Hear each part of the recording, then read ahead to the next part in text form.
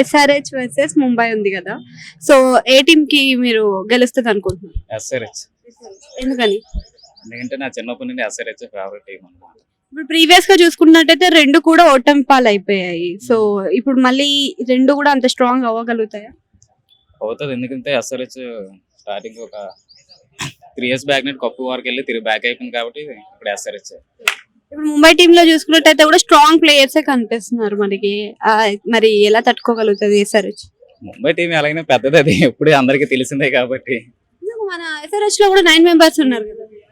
SRH 9 members అని, SRH అనేది bowlers కాబట్టి అలాగా, అందుకే. సో ఇప్పుడు ఎస్ఆర్హెచ్ టీమ్ అనేది కొంచెం మార్పులు చేర్పులు అయితే జరిగాయి కదా. ప్యాట్ కమిన్స్ వచ్చినాడు, ఆయన కెప్టెన్ కూడా చేయడం జరిగింది.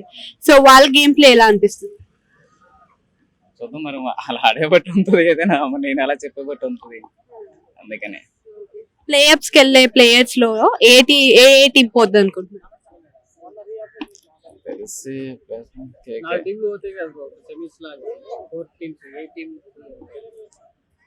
పోతాయంటే ఇది చెప్పలేం లాస్ట్ వరకు. అంటే మీ ఉద్దేశ ప్రకారం ఈ 4 టీంలు పోతే బాగుంటది అనుకుంటున్నారు? ఫస్ట్ అయితే నేను అనుకున్నా RCB, RR, Delhi, Rajasthan Royals. SRH పోదా చిన్నప్పటి నుంచి ఫేవరెట్? ఎస్ఆర్హెచ్ పోతాయి. మరి కప్పేది కొడుతుంది మీరు చెప్పిన మాటలలో? నేను అనుకున్నా అయితే ముంబై లేదా సన్ రైజర్స్.